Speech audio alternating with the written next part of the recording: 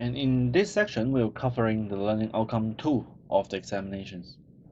So once again, we go through the assessment criteria first. And here we have got 4 criteria in total. The first one, you have to state the key stage of the alcoholic fermentation process. And then you have to identify the key stages of the winemaking process used for red, rosé, and white wines. And also you have to describe how winemaking options can influence the style and quality of wine produced. And last but not least is you have to identify the key changes that occur to a wine during the bottle aging. So let's go through one by one. In here, you have to understand this formula. You have to understand, of course, the components and the relation of each component. And what it means is, in the grape, you have got some sugar, then the winemaker will add some yeast, and these two components get together, and it starts to have a process called alcoholic fermentation. So it describes the yeast will consume the sugar, and eventually it produces alcohol, carbon dioxide, and also heat. So in the examination, it may ask you which of following is not a outcome of the alcoholic fermentation. Then you have to understand. You have to answer the choice that is out of these 3 items. And during the process of alcoholic fermentation, different type of wine require different temperature level. For doing the red wine, it has a relatively higher temperature, which is around 20 to 32 degrees Celsius. And for white and rosé wine, it is just 12 to 22 degrees Celsius. But why for the red wine is having a higher temperature level? Because for higher temperature level, it is better to extract the colors and tannins. And for the white wine and rosé, because usually for making this type of wine, the winemaker would like to retain the original flavor of the grape, and that's why they would do a lower temperature fermentation to retain the notable fruity aromas.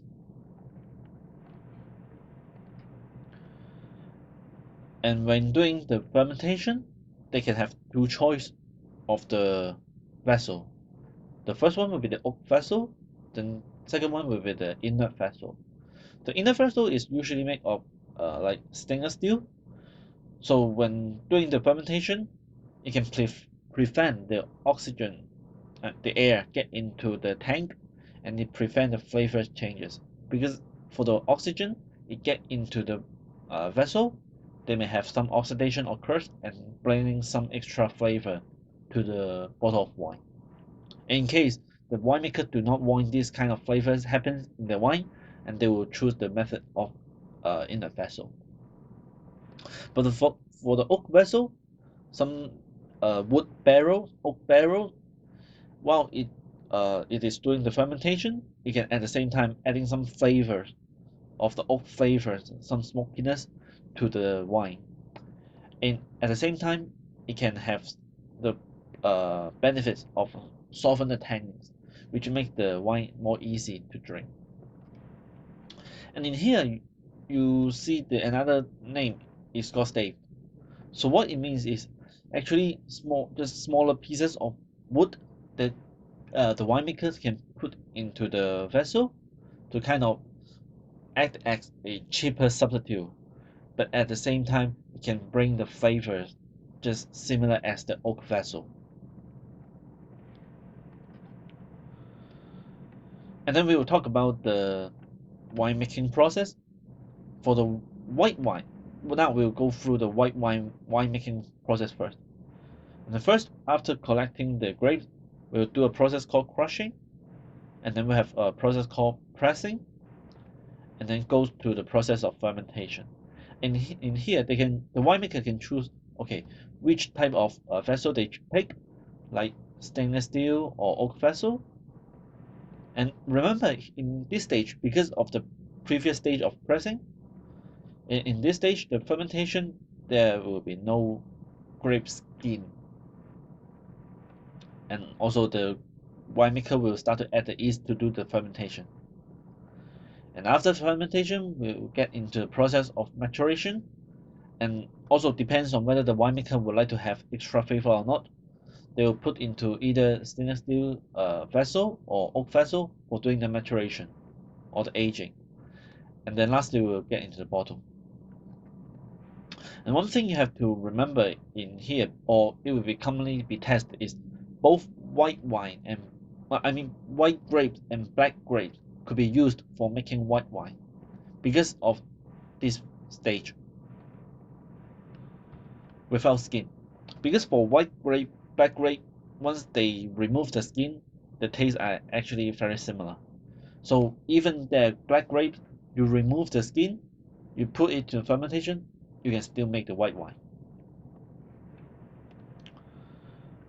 And then how about red wine or rosé? Let me talk about red wine first. Oh, by the way, for red wine and rosé, only black grapes available, and you cannot make it with white grape.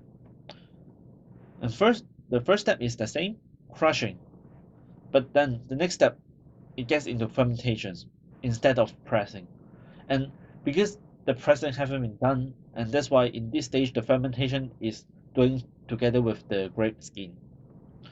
And then after doing the fermentation, you do a draining, and then you do the pressing, and then after that, get into maturation and the bottling. And this is the process of doing red wine. But how about rosé? For the rosé part, crushing, fermentation, draining, also these stages are the same. But of course, the time doing them will be different.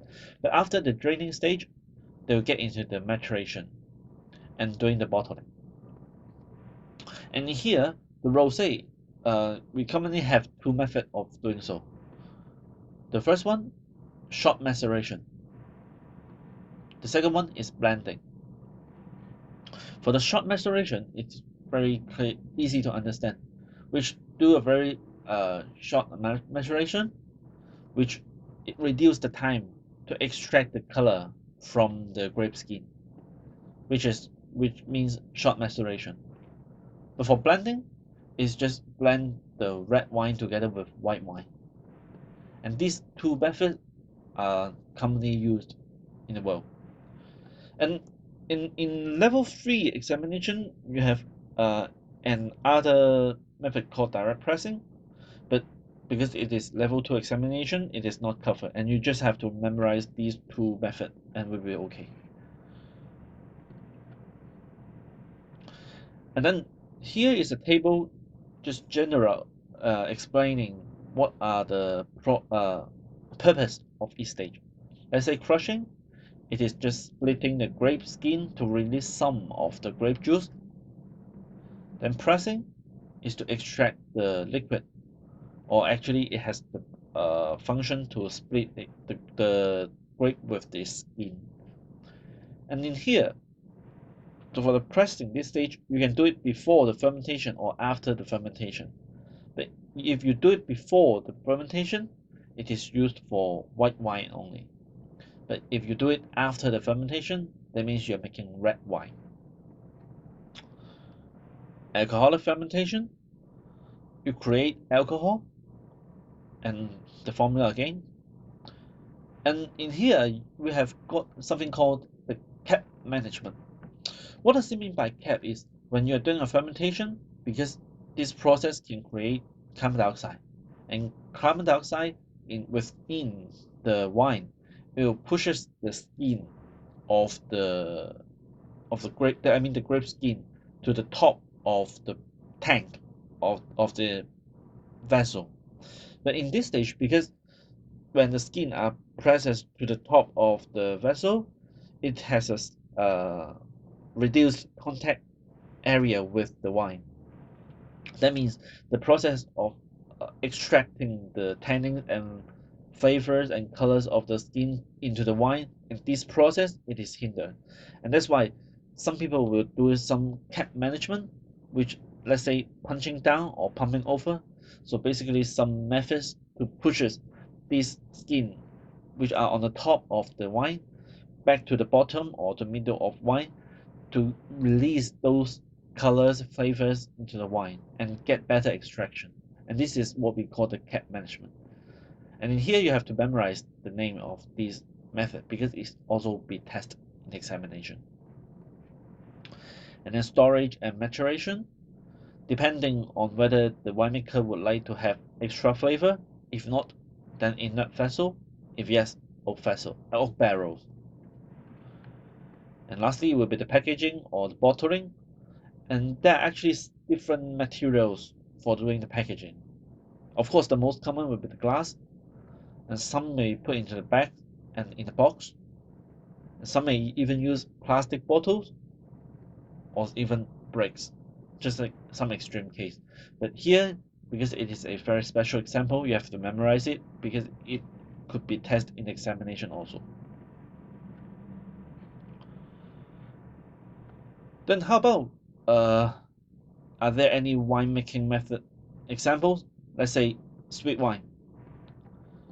And sweet wine for the grape, you may have some botrytis, uh, infected grape, or using some frozen grape to make the ice wine, because for this type of grape, the water level is because the water are evaporate and the sugar concentration is getting higher, and that's why how it could be made sweet wine. The second method will be removing some yeast, let's say filtering, or you do fortification. What it means fortification is adding some really high alcohol levels of spirits, let's say brandy, into the wine to stop the fermentation process because it will kill the yeast, and when the yeast are died, they will not consume the sugar of the grape, and this is how it create the type of sweet wine. Last will be blending. Just blend with the sweet wine to have some sweet taste. And another method you have to know is called adjustment. Adjustment means adding sugar or acid to the wine because sometimes the grape growing is not that ideal, and eventually the performance of the wine is not as good as the winemaker expected. Then in this case, they may adjust the sugar level and acid level so as to making the ideal flavor in their mind. And for the oak alternative, because using the oak barrel is not that cheap, and that's why uh, some winemaker will use some substitute like the staved or chips, which are much more cheaper. And at the same time, because the barrels having a really strong flavor of the oak flavor, and in case the winemaker, okay, they want some oak flavor, but they do not want the flavor to be that strong, then they will start to use this substitute to kind of you sort of having this flavor, but not that strong. And then we have a process called malolactic conversion, and it will lower the acidity in wine and adding the extra flavor, like the buttery flavor. And in this section, it will not be test the process or how it is running. You just have to memorize the name of this method. You understand, okay, there's a method called malolactic conversion and will be okay. And what is the influence? We will lower the acidity and giving some buttery flavor. And least contact, well, least, what does it mean by least is actually when the yeast in the wine dead, the dead body of the yeast is called yeast. And if the yeast are dead, that means it become the yeast, and it do not remove immediately. That means it is having some contact with the wine itself. Then in this process will be called least contact. And what it will induce is it increase the body of wine, and it can provide extra flavor like biscuit and bread. Again, you do not have to memorize the process of how it is formed. You just understand the name and also the purpose of this process, and that will be okay.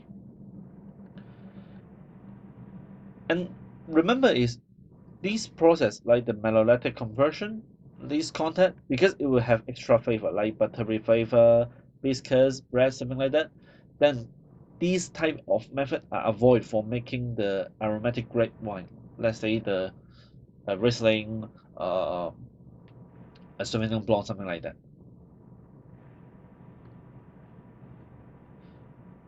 And for blending, it is one of very common winemaking method in the world. And you don't have to memorize how it is blended, but you have to understand the purpose of it is to maintain the consistency, increase the complexity, and create their own style. These are the three main purpose of doing the blending. Blending doesn't mean it is a low quality wine, but in case the the performance of the grape is not that ideal in that particular year, it actually could be a chance for the winemaker to do some blending to improve the quality of the wine. So coming to the last stage of this section, you have to understand the aging process of white wine and red wine. And for the white wine, as long as the aging time is getting longer, the color can change from lemon to gold and finally amber. And the intensity could be deeper. I mean, the color intensity could be deeper. And then it start to have some tertiary characteristic flavor like dry apricot, honey, nut, and spices. And for the red wine, the color will change from ruby to garnet to tawny. And opposite is the intensity is getting paler. And it start to have some tertiary characteristic like fig, prune, meat, wet leaf, something like that, some earthy taste. And for the tannins part, it will soften if we age the wine long enough, and it is getting smoother and easy to drink. And this is the aging part of the wine. So this is the end of the learning outcome 2. And in case you have got any questions, you can go back to the previous pages to do some revision.